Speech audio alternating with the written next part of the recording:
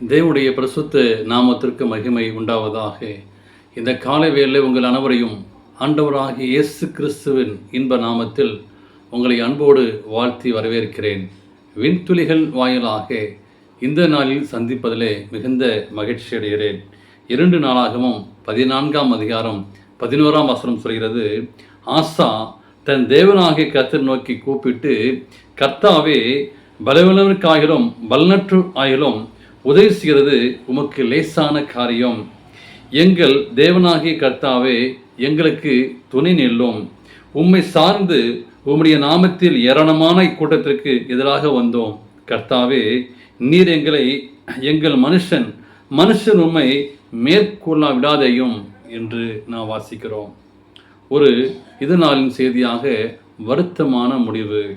அநேக வாலிப பிள்ளைகள், அநேக குடும்பத் தலைவர்கள், அநேக குடும்பங்களில் எனக்கு ஏதாச்சும் ஒரு வருத்தமான ஒரு காரியம் வருகிறது, வருத்தமான முடிவை எடுக்கிறார்கள், தவறான முடிவை எடுக்கிறார்கள். இந்த நாளின் செய்தியாக வருத்தமான முடிவு. கர்த்தருடைய பார்வையிலே நன்மையானதையும் சரியானதையும் அங்கே ஆசா செய்தான் என்று ஆசா ராஜாவை பற்றி அங்கே பரிசுத்தமான வேதாகவும் தெல்ல தெளிவாக கூறுகிறது. அவர் செய்த காரியம் அஞ்ஞான தெய்வங்களையும் பலிபிடங்களையும் தொழுகிடங்களையும் நொறுக்கி போட்டான். அங்கே ஜனங்கள் யெகோவாவை தொழுது கொள்ளும்படியாக அங்கே ஒரு அறைவுகள் அடைத்தான். அங்கே யூதாவிலே சமாதான காலங்களை தேவன் கட்டளையிட்டார். செழிப்பாக இருந்தது, சந்தோஷமாக சமாதானமாக இருந்தார்கள். எனவே நகரங்களில் வாசல்களையும் மதில்களையும் கோபுரங்களையும் கட்டி பாதுகாப்பை அங்கே பலப்படுத்தினான். அப்படிப்பட்ட ஒரு காரியம் மிகுந்த நேர்த்தியாய் நடைபெற்றது. அங்கே எத்தியோப்பியா அரசன் ஒருவன் 300 ரதங்களையும் யுத்தத்திற்கு வந்தான். அப்பொழுது ஆசா ராஜா மிகவும் பயந்தான். அவன் தன் பிரச்சனையை தேவனிடத்திற்கு எடுத்து சென்றான். அந்த ஜபந்தான் நாம் வாசித்த அந்த வசனம். 2வது வசனம், அந்த அற்புதமான முறையில் தேவன் அந்த ஜபத்திற்கு பதிலளித்தார். ஆனால் ஆசா தொடர்ந்து இப்படி நடக்கவில்லை. தேவனுக்கு பிரியமான பிள்ளை, அடுத்த முறை இஸ்ரவேல் ராஜாவாகிய பாஷா யுத்தத்திற்கு வந்தான். அவன் ஒருவரும் யூதாவுக்கும் போக்குவரத்துமாய் இராதபடி அங்கே ராமாவை கட்டினான். எத்தியோப்பியரை வென்ற ராஜாவுக்கு இது சாதாரண காரியம். ஆனால் முந்தைய யுத்தங்களில் தேவனின் உதவியை நாடினான், அவனுக்கு வெற்றி கிடைத்தது. ஆனால் இப்பொழுது என்ன செய்வதென்று தேவனிடத்தில் அவன் ஆலோசனை கேட்டிருக்க வேண்டும். ஆனால் ஆலோசனை கேட்கவில்லை. ஒரு காரியத்தை கூட ஆசா முயற்சி செய்யவில்லை. பொன்னையும் வெளியும் எடுத்து சீரிய ராஜாவாகிய அங்கே பனாத்திரம் அனுப்பினான். அந்த அரசு இஸ்ரவேலுக்கு வடபகுதியில் பாஷாவோடு பெனானாத் ஏற்கனவே ஒப்பந்தம் செய்திருந்தான்.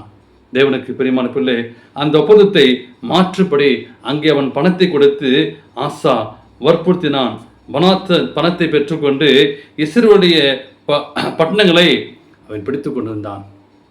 தேவனுக்கு பிரியமான பிள்ளைகளே, அநேக வழிகளே தவறான முடிவு எடுக்கின்றோம், தவறான காரியம் செய்கிறோம், தவறான தீர்மானம் செய்கிறோம். தேவனோடு இருக்கின்ற நாம், தேவனோடு ஓய்நாளை ஆசிரிக்கின்ற நாம் எடுக்கின்ற முடிவு, குடும்ப தலைவனோ குடும்ப தலைவியோ அல்லது மூத்தவர்களோ எடுக்கிற தவறான அந்த முடிவு நிறுத்தமாக அந்த காரியம் வருத்தமாய் முடிகிறது. தீர்க்கதரிசியாக ஆனானி ஆசாவை கட்டினான். தீர்க்கதரிசிகளை சிறைச்சாலையில் போட்டான். ஆசா பின்பு சுகவீனப்பட்ட பொழுதும் தேவனை அவன் தேடவில்லை, மருத்துவரை மாத்திரமே அவன் அங்கே அண்டி போனான். அநேக வேளையிலே தேவனை விட்டுவிடுகிறோம், மருத்துவரை நாம் பிடித்து விடுகிறோம். நம்முடைய பலவீனம் வரும்போது, கடவுளை விட்டு விலகி செல்லும் போது இப்படிப்பட்ட ஒரு வருத்தமான முடிவாய் நம்முடைய காரியம் முடிகிறது. எனவே தேவன் நமக்கு செய்கிற அற்புதங்களை நினைப்பட்டது மிகவும் அவசியம்.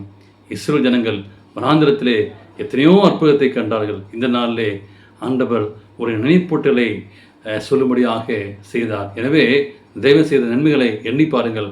ஒரு நாளும் மறந்து விடாதீர்கள், தவறான முடிவு எடுக்காதீர்கள், தேவனோடு இணைந்திருங்கள், இசைத்திருங்கள். அப்படியேப்பட்ட காரியங்களை உங்கள் பிள்ளைகளுக்கு நீங்கள் கற்றுக் கொடுங்கள். தேவன் தாமே உங்களை ஆசீர்வதிப்பாராக. ஆமேன்.